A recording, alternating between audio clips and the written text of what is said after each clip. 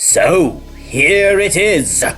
Shadow of the Beast. Oh, yes. I remember this one from the old days. What memories indeed. Actually, the first version of this game I ever played was on the Commodore 64. I remember my friend recommending the game, saying to me, "Oh, you will love it. It has dragons and all that fantasy stuff that you love." It was on a cartridge, which was really nice. Slip it into the back of the computer and you are ready to go. Much more pleasant experience and far quicker as well than sticking in a cassette tape and waiting for minutes and hoping, hoping the thing would work. I remember Shadow of the Beast being quite a good-looking game for the C64. Now, I get that might be hard to appreciate today, and I get it if you don't believe me, but I thought this game looked nice on the old computer. It actually had this rather fine-looking parallax scrolling effect going on in the background, with the trees and the sky being separate from one another. When I first played this game, I didn't have a clue what I was doing. The only game I'd played before Shadow of the Beast, which had this go around the map and figure out what to do style of gameplay, was a little game called Exile. But I was drawn into the atmosphere of Shadow of the Beast. I was drawn into the game's world right away. From the cover art to the in-game music, the interesting and weird design of the world, more on that later, and the all-round look of the project. I loved it right away. Now, Shadow of the Beast on the C64 was not mine, and I had to give the game back eventually to my friend, but I would not be parted from the game for long. Next up on my journey through this strange franchise, I found myself in possession of the Master System version of this game. Now, I don't know if I was a better gamer back then, or if it was just luck, or maybe those versions of Beast were slightly easier, but I was actually able to make it to the final stage. Something I was never able to do with the Megadrive and the Amiga versions, because if you don't know, Shadow of the Beast is insanely difficult. In fact, I will go out there and say it is downright impossible. Anyone who could complete this game without cheats in one go has my outright respect. And I salute that person as an honorable champion of insane gaming. Shadow of the Beast was originally released on the Amiga 500 back in 1989. In the game, you play the role of Arbron, a tortured man taken as a child by the Beast Lord Malatroth, and through the workings of vile magic and foul sorcery, transformed into a warrior beast servant. Breaking free from your servitude, you set out into the plains to seek revenge upon your enemy. Oh, yes. One of the very few games at the time that actually had a pretty decent storyline behind it. It was this amazing looking game, like nothing no one had seen before. And yes, back in the day, it really was just that. Take a look now at the Amiga version. Gosh, those graphics were great. Honestly, mind-blowing at the time. Enough to make you fall out of your chair while playing the game. As a kid, the color, the parallax scrolling. I love that about the Amiga games. These sort of rainbow-like colors, all blending in and glowing and... oh, very nice. This game right here, this definitely was my favorite looking game back in the day. But I think what enchanted me the most was the actual look of the world that the game was set in. It was a kind of fantasy realm with forests and mountains. But then there were blimps in the sky. And then the beast himself, he looked like he had machinery grafted into him. And he used laser guns. At least later on in the game, you had like a laser gun. Check out the sound effect right there.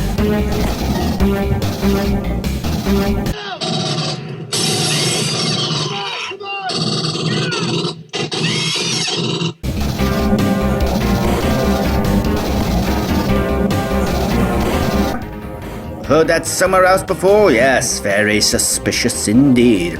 Yes, the world of Shadow of the Beast was not a Middle-earth clone. No, indeed not. This was a fantasy world on another planet, a planet controlled by weird alien beings, and a home to strange structures and bizarre technology. A planet of horror, raw, and yet electrified by unimaginable power. And you, the beast, the warrior, had to conquer this world and win back your humanity. And flowing through the wonderful, strange environments you got to explore was the music. A wonderful, really memorable soundtrack, maybe one of my favorite soundtracks in a game. The panpipe-esque music in the tree was my favorite, really enchanting, really evoked in my soul this feeling of magic and wonder. Shadow of the Beast was not a straightforward platformer either. I think it was going for a Metroid-style type of gameplay where you had to explore the environment and find keys to help you progress further. I can see what the developers were trying to create here. A sense of wonder, get out and explore, see what there is to see, but I don't think it worked very well. And that is just an opinion. You might disagree. I feel its Metroid-like landscape just didn't flow well. And this is where we get to the part of the video where it's going to sound like I am contradicting myself, which I'm going to do a little bit. Because despite my love of the music, the art style, the whole idea of it, Shadow of the Beast is a bad game.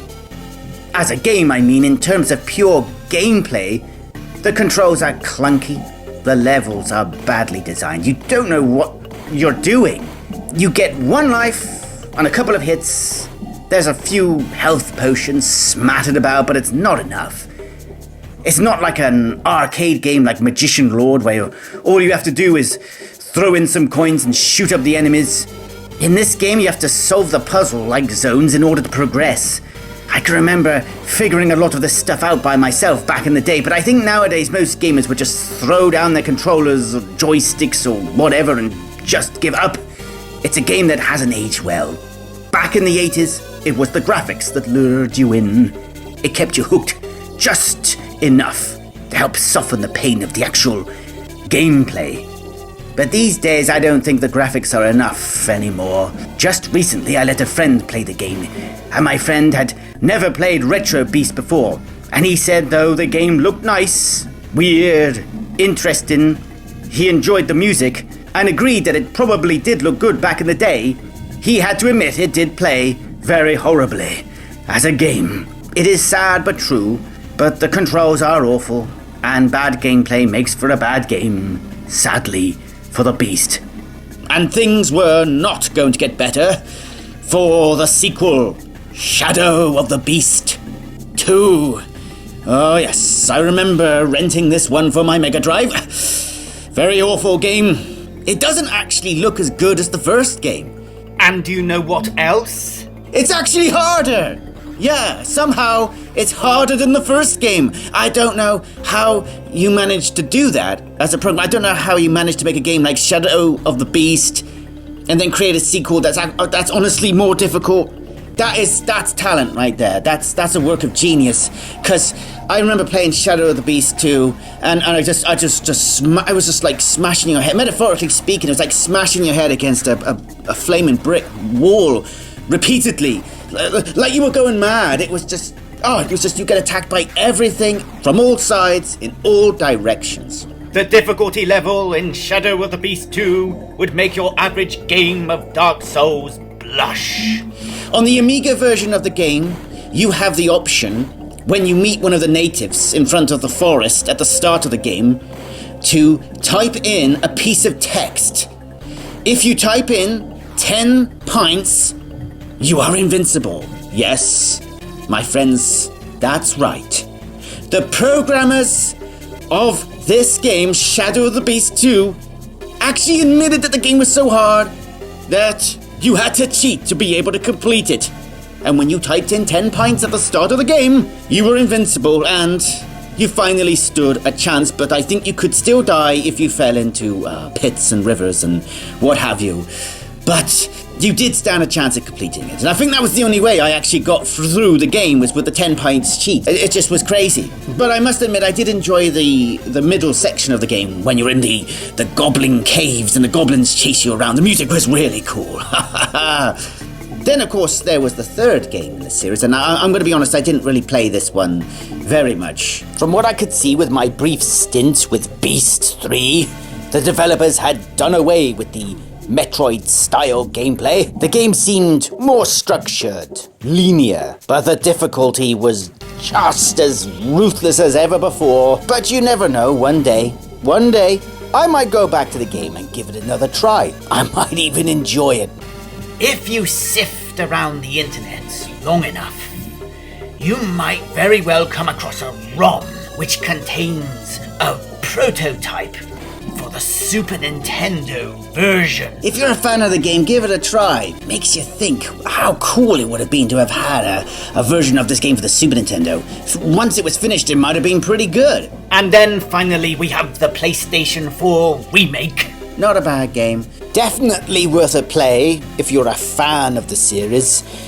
But for me personally, the game didn't evoke that feeling of magic and wonder that the original game did. But whatever, despite my opinions, the remake is a very fine tribute to the cult classic. A trip down memory lane. Oh yes, I almost forgot to mention, the remake is bundled with the original game. Yes, that's right! You can play the original Shadow of the Beast on the PlayStation. Think about that. And even more amazingly, it allows you to play the classic in cheat mode. Yes, the game allows you to cheat. Yes, that's right, it gives you the option to be invincible. So you stand a chance in surviving against all the horrible monsters. But yes, you can still die if you fall down pits or onto spikes. What a shame, eh? Can't have it all. Alright, we're reaching the end. And I'm gonna wrap this video up by saying that I love this game. Despite the ridiculous difficulty, it was a marvellous thing to look at back in the day, and I still think it is. So let's remember this fine, strange, nasty little game as a brilliant piece of art.